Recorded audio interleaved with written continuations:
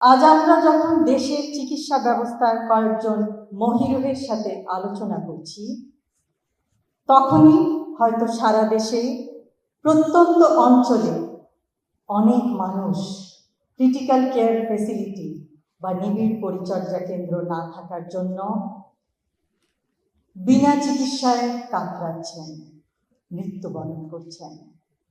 ঢাকা শহরে বাংলাদেশের মোট জনসংখ্যার ন্যূনতম অংশ বাস করে, কিন্তু রাজধানী ঢাকায় ক্রিটিক্যাল কেয়ার ফ্যাসিলিটি দেশের ৮০ থেকে ৯০%। বিভিন্ন গ্রামে ক্রিটিক্যাল কেয়ার চিকিৎসা ব্যবস্থা একেবারেই অপ্রতুল।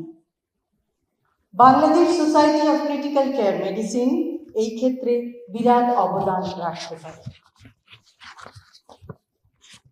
বিগত বছরের অবহেলায় বাংলাদেশি ক্রিটিক্যাল কেয়ার ফ্যাসিলিটির এক ভয়াবহ চিত্র।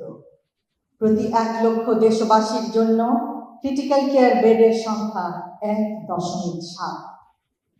সাধারণ হাসপাতাল বেডের সংখ্যা ১ লক্ষ দেশবাসীর জন্য মাত্র ৯টি।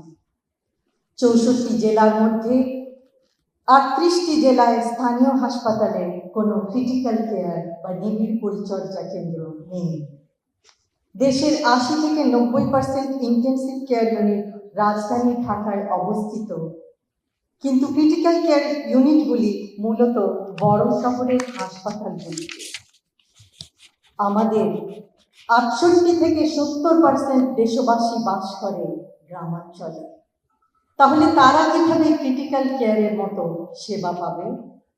কেউ অসুস্থ হলে তার জন্য কিভাবে সর্বোচ্চ চিকিৎসা সেবা প্রদান করা যাবে?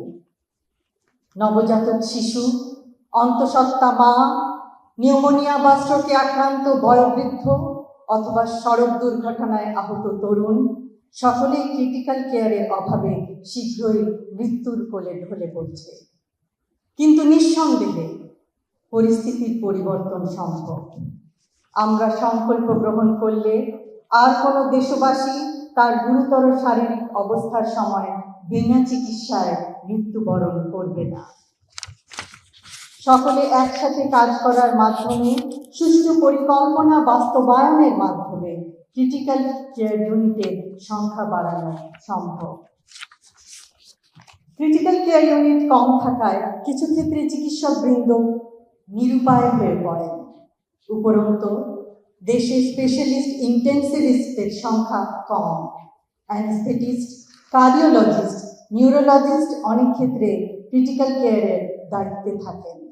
এক্ষেত্রে আরও বিশেষজ্ঞ প্রয়োজন, আরও ট্রেনিংপ্রাপ্ত নার্স প্রয়োজন, আরও বিশেষায়িত ইকুইপমেন্ট প্রয়োজন, আরও ক্রিটিক্যাল কেয়ারের ইউনিট প্রয়োজন, আরও ওয়েল ইকুইপড অ্যাম্বুলেন্স প্রয়োজন, যেন গুরুতর অসুস্থ আহত রোগীকে প্রত্যন্ত অঞ্চল থেকে ক্রিটিক্যাল কেয়ার সম্বলিত হাসপাতালে দ্রুত আনা যায়। শুধুমাত্র তাহলে আমরা আরও বেশি সংখ্যক রোগীকে ক্রিটিক্যাল কেয়ার ইউনিটে চিকিৎসা প্রদান করতে পারব। দেশ হিসেবে আমরা জনসংখ্যায় বিশাল, কিন্তু সামর্থ্য সীমিত। তবুও এই বাস্তবতায় সঠিক পথ বের করতে হবে গুরুতর আহত অথবা গুরুতর অসুস্থ রোগীদের চিকিৎসা প্রদান করার জন্য। দূরত্ব ও যানবাহন আরেকটি বিরাট অন্তরায়। অ্যাম্বুলেন্স সুষ্ঠুভাবে প্রস্তুত না থাকলে তা বরং রোগীদের জীবনের ঝুঁকি বাড়াবে। প্রত্যন্ত গ্রামাঞ্চলে ক্রিটিক্যাল কেয়ার প্রদান করতে না পারলেও অন্তত প্রপারলি ইকুইপড অ্যাম্বুলেন্স দ্বারা রোগীদের সদর হাসপাতালে আনা যায়। সদর হাসপাতালগুলিতে ক্রিটিক্যাল কেয়ার ইউনিট নিশ্চিত করা হলে নিশ্চয়ই পরিস্থিতির উন্নতি সম্ভব।